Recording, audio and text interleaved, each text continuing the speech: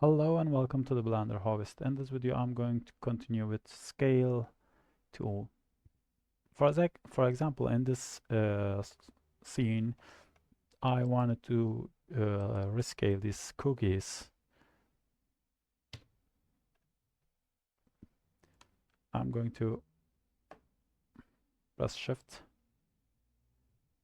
and select all these things, and I wanted to scale it. You can see the S is scale, and press S and scale it all together. But for example, you wanted to scale just one thing on the one side, you can press SX, scale it, or pull this thing. If you just press S or pull this white circle, it will scale and scale in the all axis. You can see the scale is here. It's scale ratio.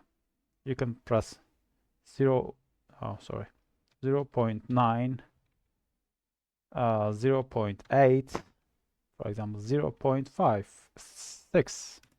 Yeah, you can scale something like that. Scale is very simple option, and after all, if you wanted to scale this, you should press